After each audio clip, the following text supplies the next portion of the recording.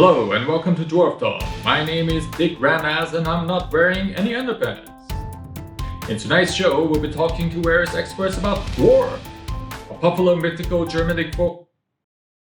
Right, in this show we'll be talking to the game developers of BetaDwarf, a successful but small company from a small country of Denmark. Please welcome our guest tonight, straight from the land of pickled herring, Mr. Kristian Klie. Hello Kristin, how are you today? Good, thanks. You work for a company called BetaDwarf. When did you join the company? I've been here since the start, so a bit over 11 years ago. How did that happen? So, Stefan, the CEO, contacted me and a friend down at the university gym while we were working out and made us an offer we could not refuse. What was the offer? The offer was to not focus on our degree and instead make an awesome video game together. Do you think you make the right decision? Well, looking at where I am now, yeah, I'd say so. Kristian, how tall are you? 170 centimeters? Are you the tallest person in the company? No, why? Interesting. Well, I'm just assuming from the company's name. Never mind. Kristian, what is your position at BetaDwarf? I'm a gameplay programmer. A gameplay programmer. Apart from playing video games all day, what does a gameplay programmer do? I'm a dream maker. I take all the ideas of the team, discard the bad ones, keep the good ones, program them, get them into the game for the user to play. Kristian, what inspired you? Or how do you get started as a programmer for video games? It says here that you studied meteorology. How did that translate into a career in programming? So I've always loved games, and I wanted to make games that were as cool as the one I played for the next generation. Originally, I wanted to do writing. Oh, Kristian, I'm just going to have to cut you off right here to run an ad from our sponsor. Dwarf Talk is brought to you by BetaDwarf, the best thing from Denmark since the smorgasbord. BetaDwarf. I sure would like to try some Smurfboard. It's Smurble. Right, Smurfboard. Anyways, Kristian, please continue.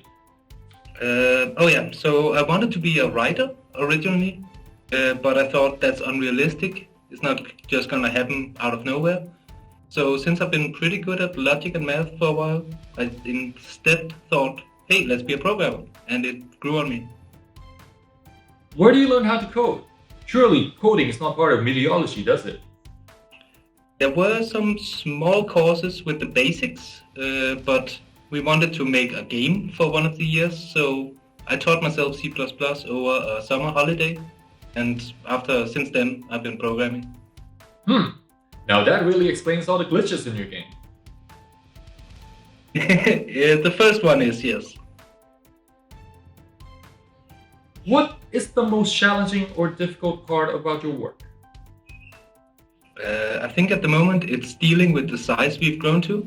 We just celebrated 50 people at the company, and there's a lot of communication issues that crop up, and trying to keep everybody in the loop and working efficiently is an issue, so learning how to work in a big company. So far, BetaDwarf has successfully launched 3 titles: Force Showdown, and your latest game is called Minion Masters.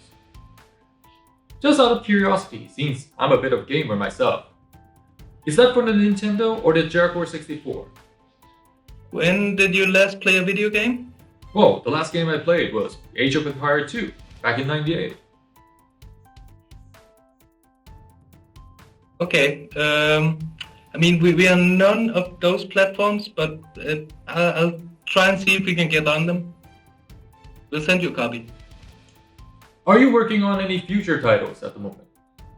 Yeah, we started work a year ago, probably, on something we internally call Haven. And it's meant to be a game where you and your friends play together and destroy monsters and grow strong together, or that you can find some new friends in. It's modeled on the Dota controls. It's a roguelike, a lot of fancy buzzwords there. What do you enjoy most about your work? I love the humor of our games, and I really enjoy bringing humor into the games and like making people laugh.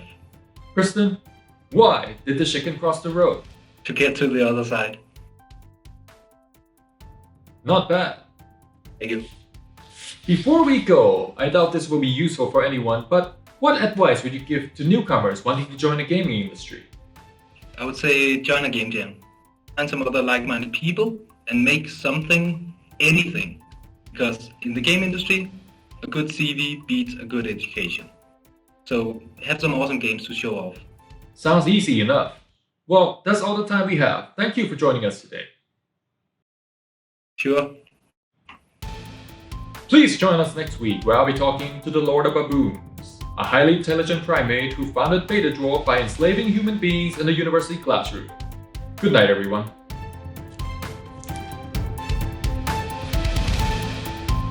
Now, where can I get those Smurf?